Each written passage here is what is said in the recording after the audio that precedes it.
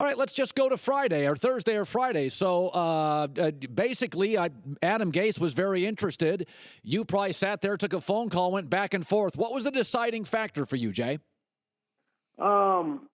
I think at the end of the day, you don't get to play football forever. And when a situation like this comes along, you gotta seriously consider it. And, talking with Chris and my wife and kind of everyone that's important to me, we seem like that this was one of those opportunities I had to take. Let's talk about the language, because if you've never played football and you're listening to this interview, you may not understand it. But Adam Gase has an offense, and you were really good in this offense. How much of this was you understanding that you could pop in and figure this puppy out pretty quick? It was huge for me. I think I've talked about it, in the last couple of months of joining a new team is always really hard, especially, like you said, learning a new offense, learning the players, the coaches, the style that they like to play at. And here with Adam and the Dolphins, it's one of those situations where, a few of those parameters are kind of taken out because I know Adam, I know how he likes to call games, I know how he likes to operate, and I know the system. I'm sure he's made a few changes since I had him last, but I would think that I'll be able to learn it pretty quickly. Do you believe if Gase had stayed in Chicago, would you still be there, Jay? I don't know. We can make some hypotheticals about a lot of things. I was happy for him when he got this Miami job, and when he gave me a call this past weekend, I was happy to hear his voice. Is it possible, Jay, that this was the one team you would have come back for, or did you have a mental list of 2 or 3? It had to be a perfect situation, and I think this is one of those situations where everything kind of fell into place, like you're saying, and the timing was right. The personnel was right.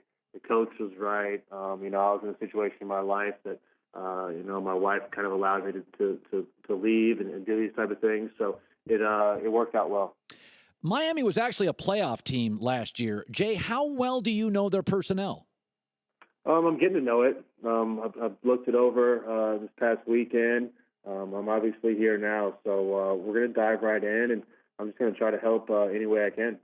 How many snaps, Jay? Take us through this mental growth stage, because you know the offense.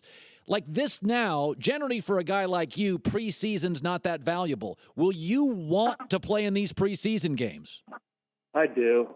We have one Thursday, which I probably won't play in that one, but 2, 3, and we'll talk about 4. But I'm a little bit behind the rest of these guys here because they've been through OTAs, they've been through a mini camp and then training camp. They're however many practices they're in it. So I got a little catching up to do with those guys, but I think mentally I should be right there with them because I know the system. I ran it.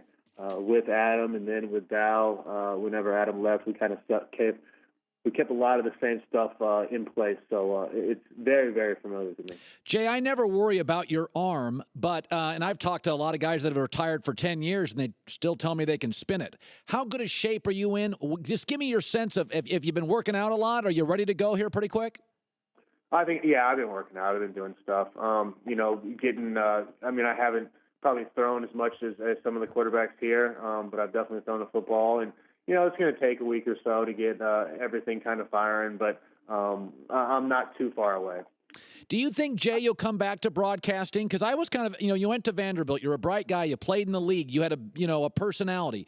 What did you, when you had to call the Fox executives, what do you kind of feel about broadcasting?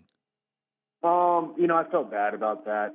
Those guys were so good to me, and it was a really good group of guys that I was going to get to work with. And it's unfortunate. It's unfortunate for them in that situation that this came about. But like we said, it's one of those things that you never know what's going to happen in the future. And when this happened, I kind of had to jump on it.